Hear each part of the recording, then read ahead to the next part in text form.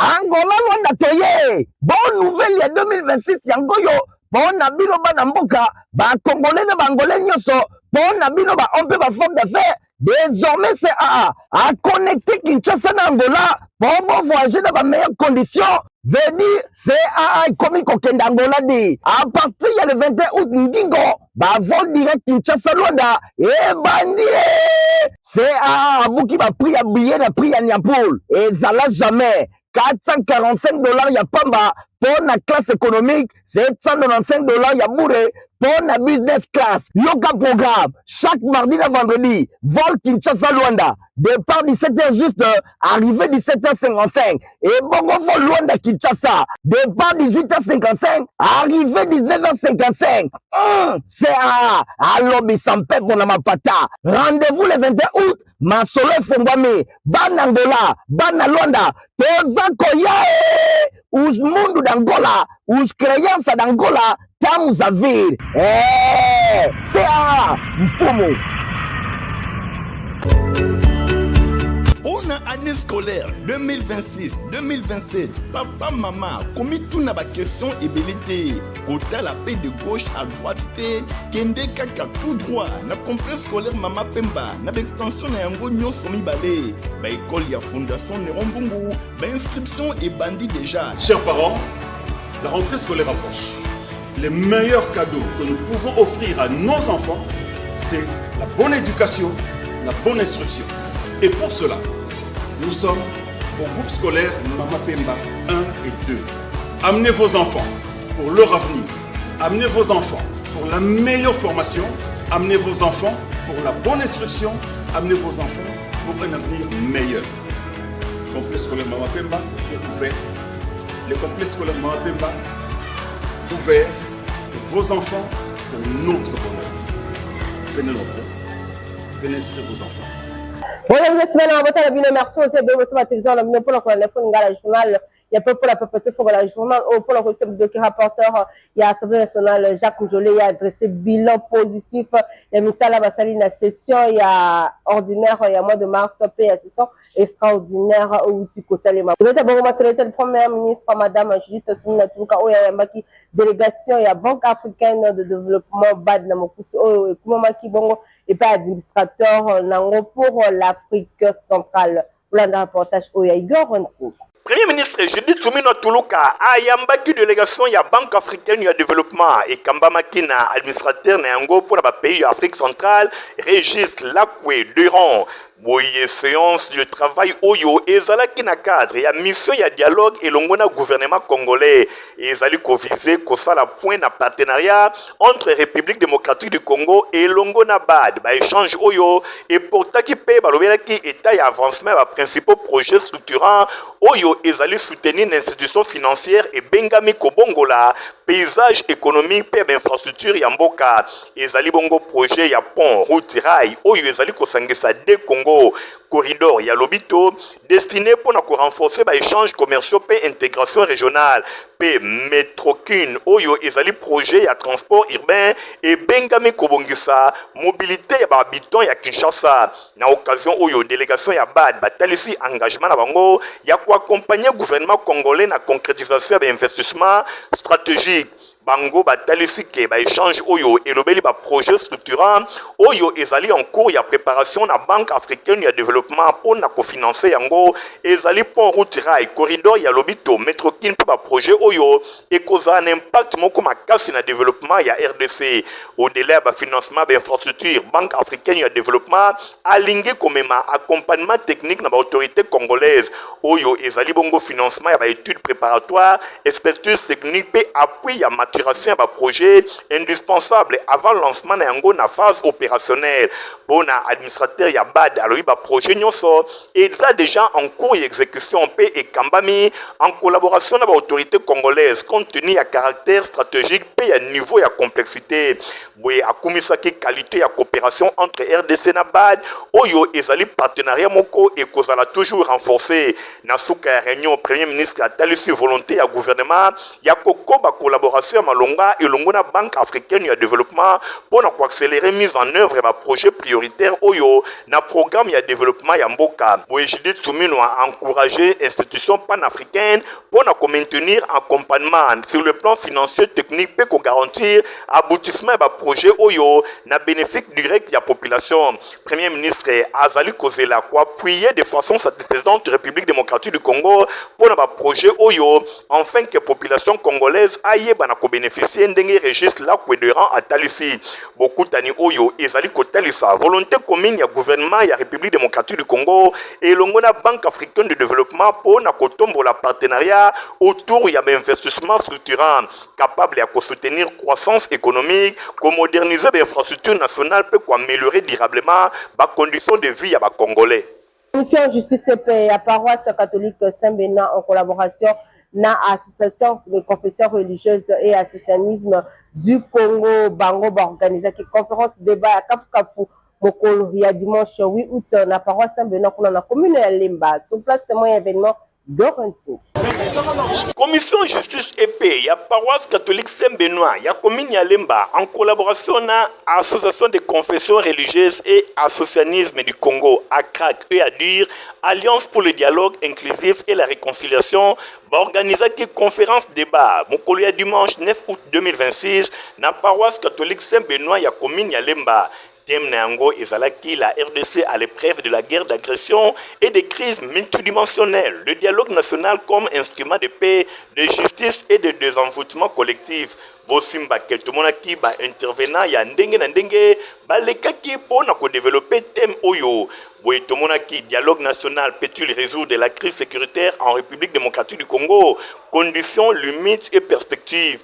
Boy Prince Epenge, président ya ADD Congo, azalaki représenté et pas ya secrétaire général ya parti naé Dr David Ekombo Yende exposaki pourquoi nous avons échoué de l'échec à la refondation de la République démocratique du Congo.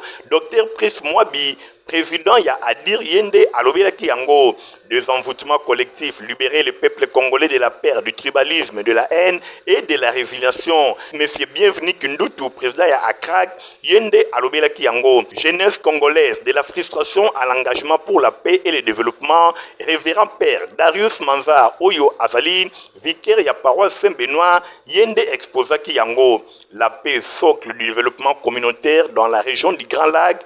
Et pas il y a professeur Eli Mouloume Oyo Azali coordonnateur national ya Senare Masok UNC Yende Apalola Kiango. Comment transformer le dialogue national en un véritable pacte social de paix, de justice et de renaissance pour la RD Congo. Jean Bosco Lalou, coordonnateur Yagel Pesenko, Yende Alobela Kiango. Bongo Nasima va exposé, tout le monde a qui débat, ya Kafu et Salemaki, et pas y a question, pas réponse, et Pesamaki. Bongo Nasuke Amilulu, tout le monde a qui Dr Pris Mwabi, président ya Adur, et Longona Bienvenu Kindutu, Oyo Azali, président ya Akrak, ba Pesaki ba précision. Les longs penza, toye pour na likamonene ezali conférence débat ya monene oyo esalemi lelo na paroisse oyo ya Saint-Benoît, paroisse historique esika wapi ndeko na biso Rosimu Kendi atangisaki makila na ye sur la même situation pour likamose moko toyebi malamu kemboka na biso ezali agressé awa chef de l'état atandi loboko na ye mpote bayimboka basala nini basangana basolola yango to ko sensibiliser population bayeba que dialogue ezali eloko oyo ba mikolo batirela biso bazako be yango arbre ya palabre et pas wapi bako va na se nzete pour ya ko trouver solution ya makambo ya mboka yango ndonga ekoki to bosa na chef de l'état azo ba décision na ye likano oyo semeli ko fongola dialogue mpote bayimboka wavanda basolola mpoya ko sisa kokoso ko sisa makambo nyonso oyo zo tulisa biso makila etanga sute mboka ezo na bomoko toto ngaiko na biso na boboto ba makambo ya constitution to so yango na dialogue soki dialogue elobi ke toko changer soki elobi toko changer te mais lelo tolingi toyoka te ke bato bazolobela makambo ya constitution ke no tolingi to changer yango parce que ya boye eza boye tolingi biloko wana te tolingi tozala na Congo moko eza uni to protéger na constitution toza nango parce que en ayant des institutions fortes on pourra toujours devenir grand. Merci. Kaka bakoetali inscription pour l'année académique 2026-2027 école d'informatique, de finance et finalement poussée bango pe bafungi ba porte pour la inscription kuna na commune ya Gombe.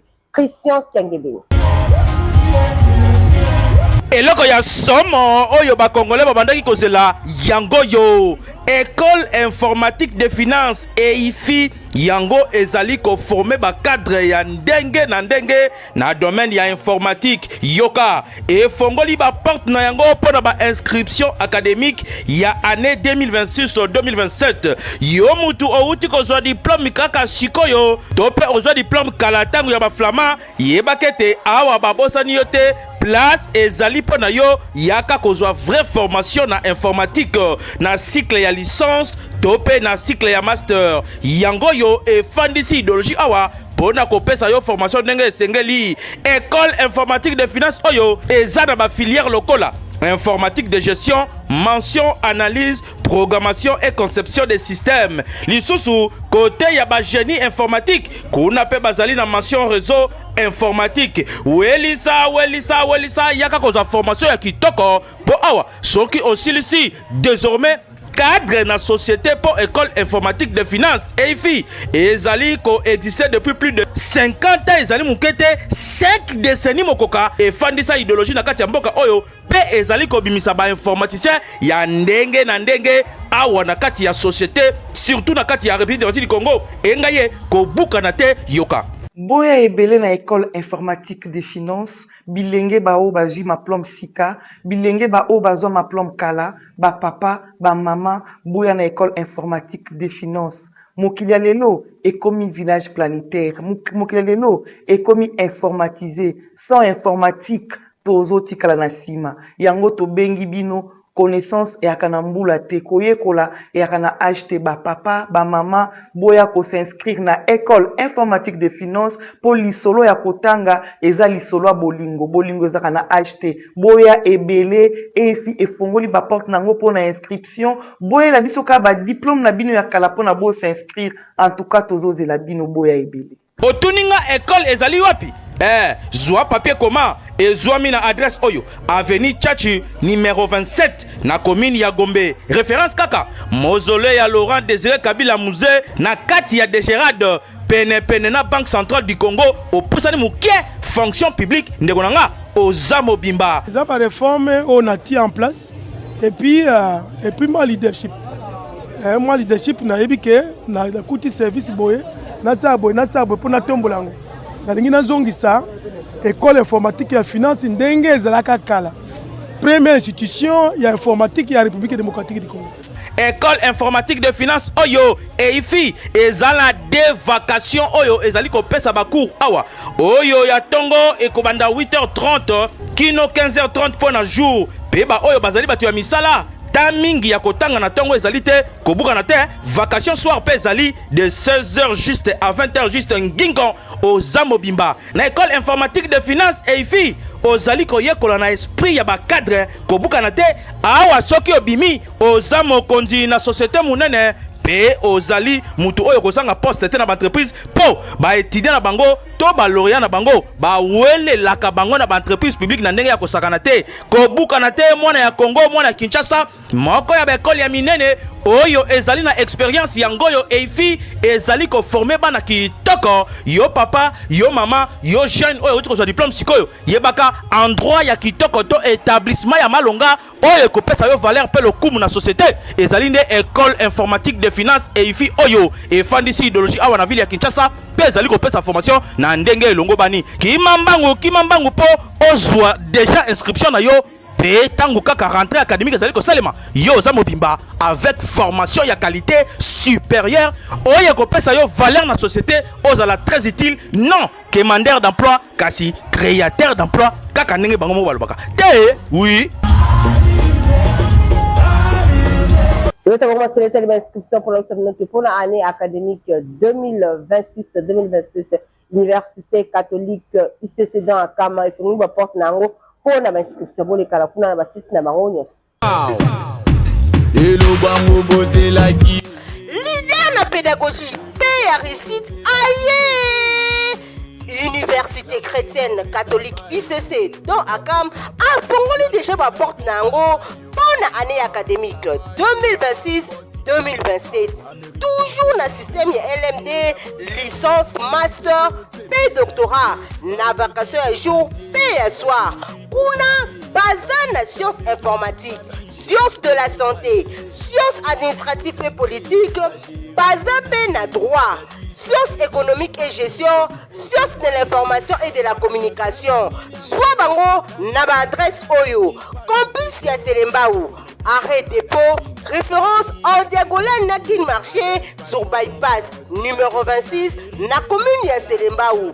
Campus ya Mongafula, arrêt chambre froide, entrée Mokole, numéro 16 P8 sur avenue Ngeba na commune ya Mongafula. Campus ya Tiango et Somi Bongo na boulevard Lumumba, numéro 415 na commune ya Kimbanteke. L'inscription est allée, les portes sont ouvertes de 8h jusqu'à 16h.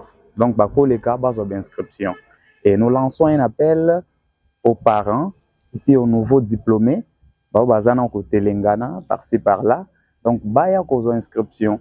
Parce que c'est l'université chrétienne catholique dans Akam. Nous avons nos valeurs chrétiennes qu'on ne peut jamais oublier. L'université à bas prix. Ce qui botali bien affiche na biso nyonso. Les frais académiques ici, L1, c'est $150. Donc, nul par ailleurs, c'est seulement ici chez nous. Nous sommes une université vraiment à moins cher. Venez vous inscrire parce que les frais académiques sont au prix abordable. Venez car les places sont vraiment très limitées. Awa, enseignement et le mamakalisité pour eza vraiment de qualité. Awa, expérience cumulée eza capitalisée. ICC don akam a pongoli ba porte nango pour na ba étudiant oyo ba koko ma partenaire actif pe co-créateur. Pe na richesse na ba prix amke qualité supérieure ezande awa. Ba prix académique bobanga na binoteo eza nango mukie kasi okofuta yango pe na ba tranche ebele. UCC do akam boya ebele pour na kosala inscription na année académique 2026-2027. UCC do akam université des étudiants par les étudiants et pour les étudiants.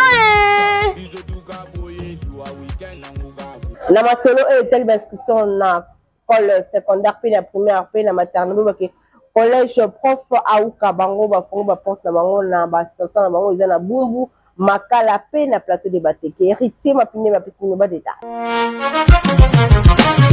Monsungi ya parents aye yende nani promoteur John Aouka Moma le grand baoba et longona collège prof Aouka pour la année scolaire 2026-2027 na extension na yango nyonso inscription ezali ya ofele olingi mwana azwa formation ya qualité kanga adresse oyo na Bumbu collège prof Aouka et swami na avenue Luyeye numéro 9A quartier Fimi na commune ya Bumbu référence Elengesa Mosika tena wenzeli kolo ya makala boyekuna toza na cycle maternelle primaire pe éducation de base de 7e à 8e c'est-à-dire secondaire général. Kuna na Bumbu Minerval ezalaki 80 000 francs ya pamba po na cycle maternel et kiti na 60 000 francs. Na cycle primaire ezalaki 80 000 et komi na 65 000 francs congolais. Bongo na éducation de base de 7e à 8e ezalaki 85 000 francs et komi na 70 000 francs ya pamba.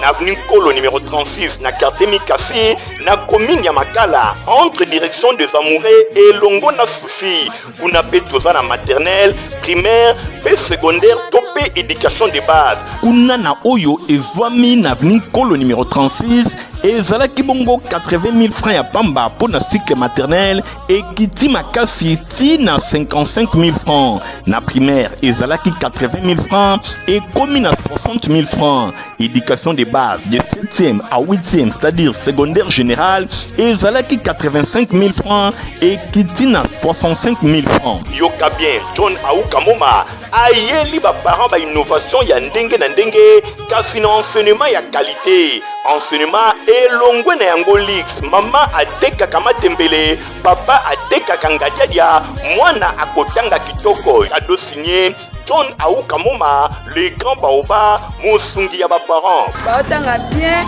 bakour ezopesanga bien, so natali pe bakaye même ba exercice nazomona penza ça va vraiment. Malgré minerva les ana seme ba facilité biso kolo ba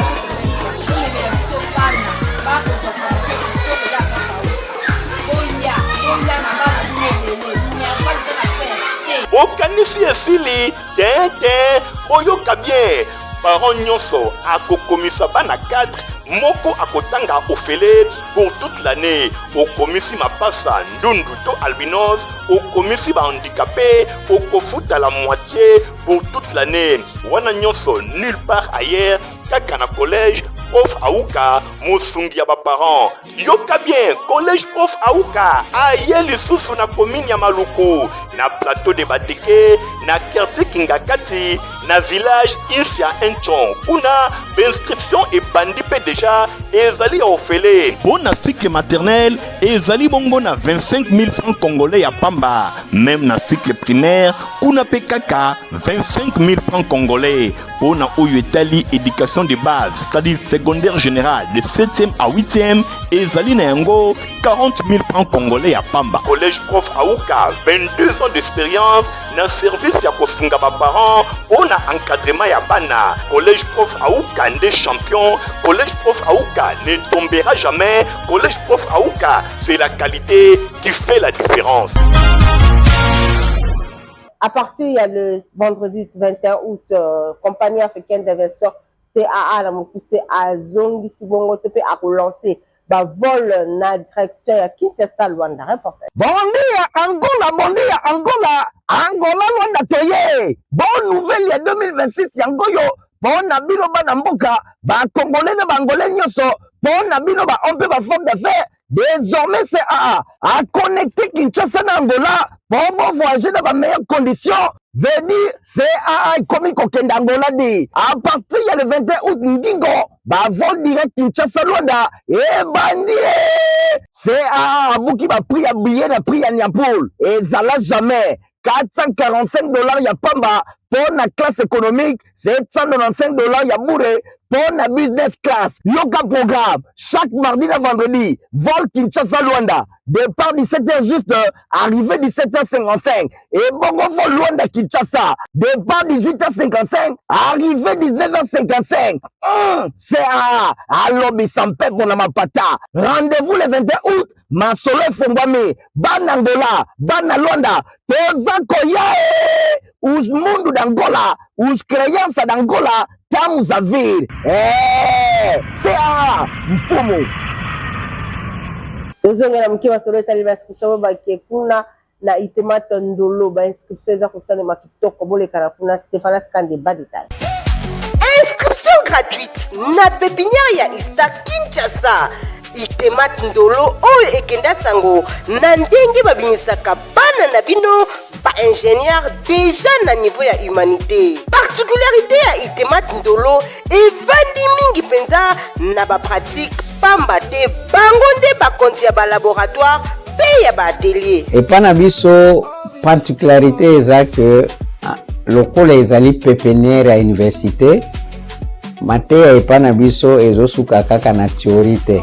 Kaka na makomi na bapapier te mais tozolandisa yango na pratique. Awa soki mwana na yo asilisi ata na niveau 1 ya pamba déjà akoki déjà kopanda bakope ya mike na quartier. Mais diplôme topesaka bana epana biso d'état eko permettre mwana même soki akei na université aza na oyo ezali notion ya pratique na mutu na ye ekosunga ye mpe asala mwa misala mike na cité pour permettre a mise en charge na université. Ba ingénieur ya solo na République démocratique du Congo babi makande awa bozwa ba option technique oyo itemat ndolo pépinière ya Ista Kinshasa atie na disposition na bino. Aviation civile, mécanique générale, mécanique automobile, électricité générale, électronique, radiotransmission, agronomie, météorologie et construction. C'est pourquoi toujours senga na baboti basala biso confiance baila biso bana pour devoir na biso ezali pour former la jeunesse pour l'avenir de notre nation et pour le monde. Leka awa na babiro na bango chaque jour eza ouvert pour na bino pour ya ko retirer ba formulaire ya ba inscription. Élève complexe scolaire mon pemba o eza bongo école ya fondation de Rambungu bango ba présenter ki bilamba o ba sala ki kitoko bana ya coupe kuturbola na yango. Alors, nous disons un grand merci à l'excellence M. Nerombo, ce beau cadre qui nous permet aujourd'hui de réaliser la bloco. En tout cas, un grand merci que le Seigneur a continué de battre la et que Baxelaye y a ébélé. Ah, nous avons la première coupe, la troisième, nous avons présenté Babilamba la Batoni na deuxième trimestre. Au moment où nous ensemble, nous avons la 5e, 4e, 3e des humanités. Bilambo eza bango moko bakati yango pe batoni yango awa na ba atelier na biso. Message to kopesa na ba parents, ba parents batindela biso bana. Batindela biso bana po bana ba apprendre parce que métier eza richesse munene na pa ya mwana. Soki mwana ayebi ko tonga, ayebi ko sa, ayebi métier moko quelconque et ko sunga ya zwaka ba mbongo na ki na collecte temps inutile ko demander ko senga heure nyonso eza bien te donc message ko kopesa ba parents batindela biso bana année prochaine to mona bana ebele ba ya pona ko apprendre surtout na domaine ya technique na coupe couture. On excellence Nerombo to bi penza nzambe apambola ye ebele tala atelier kitoko apesi biso na bana oyo tozali koformer chaque jour bazali koapprendre na bamatériel moko donc ya bien ya qualité vu que eza ya biso moko awa nzambe apambola etolobi nini mpona papa Nero. Merci. Pote malonga pour la bana na bino eza kodira pe bokolo kokomela yango pesaka santé ya kitoko. Inscription gratuite na pépinière ya Ista Kinshasa. Itemat ndolo oyo ekenda sango na ndenge babimisaka bana na bino ba ingénieur déjà na niveau ya humanité. Particularité ya Itemat ndolo evandi mingi penza na ba pratique pamba te bango nde bakonzi ya ba laboratoire pe ya ba atelier. Et pana biso particularité eza que lokola ezali pépinière ya université mateya epana biso ezosuka kaka na théorie te kaka na makomi na bapapier te mais tozolandisa yango na pratique. Awa soki mwana na yo asilisi ata na niveau 1 ya pamba déjà akoki déjà kobanda bakope ya mike na quartier. Mais diplôme topesaka bana epana biso d'état eko permettre mwana même soki akei na université aza na oyo ezali notion ya pratique na mutu na ye ekosunga ye mpe asala mwa misala mike na cité pour permettre a mise en charge na université. Ba ingénieur ya solo na République démocratique du Congo babi makande awa bozwa ba option technique oyo Itemat ndolo pépinière ya Ista Kinshasa atie na disposition na bino. Aviation civile, mécanique générale, mécanique automobile, électricité générale, électronique, radiotransmission, agronomie, météorologie et construction. C'est pourquoi tozosenga na baboti basala biso confiance baela biso bana pour devoir na biso ezali pour former la jeunesse pour l'avenir de notre nation et pour le monde. Leka awa na babiro na bango chaque jour eza ouvert pour na bino pour ya ko retirer ba formulaire ya ba inscription. Vous avez été pour la la journal pour la possible merci. Les gars Tingi Matomi Nazaki bon Nasima caméra concours rédactionnel et journaliste journal la peuple pour la peuple info Lingala héritier Mapine Measpar vous avez journal au montage signé par Christian Kengebeni pe conséquence à loko kangala bino tout ce rendez-vous et que vous allez au revoir. Bon dia Angola Rwanda toye bonne nouvelle ya 2026 yangoyo. Bon na bino bana mboka ba congolais na bangolais nyoso bon na bino ba on peut ba forme d'affaires désormais c'est à connecter Kinshasa na Angola pour voyager dans les meilleures conditions. Venir c'est à comme kokenda Angola di à partir le 21 août ndingo ba vol direct Kinshasa Luanda et bandi c'est à buki ba prix à billet na prix à Niapoul et ça l'a jamais $445 ya pamba pour la classe économique, $795 ya bourre pour la business class. Yoka programme, chaque mardi et vendredi, vol Kinshasa Luanda, départ 17h juste, arrivée 17h55. Et bongo vol Luanda Kinshasa, départ 18h55, arrivée 19h55. C'est à Lobby Sampé pour la Mapata. Rendez-vous le 21 août, Masolo Fongwame, Banangola, Banalonda, Toza Koyae, os mundo d'Angola, os crianças d'Angola, estamos a vir. C'est à Mfumo. Pour l'année scolaire 2026-2027, papa, maman, comme tout n'a pas question et belité, côté la paix de gauche à droite, kende kaka tout droit, na complexe scolaire Mama Pemba, na extension na yango nyon somi balé, ba école ya fondation Nerombungu, ba inscription et bandit déjà. Chers parents, la rentrée scolaire approche. Les meilleurs cadeaux que nous pouvons offrir à nos enfants, c'est la bonne éducation, la bonne instruction. Et pour cela, nous sommes au groupe scolaire Mama Pemba 1 et 2. Amenez vos enfants pour leur avenir.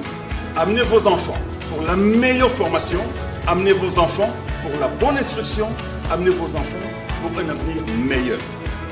Le complexe scolaire Mama Pemba est ouvert. Le complexe scolaire Mama Pemba ouvert pour vos enfants, pour notre bonheur. Venez nombreux. Venez inscrire vos enfants.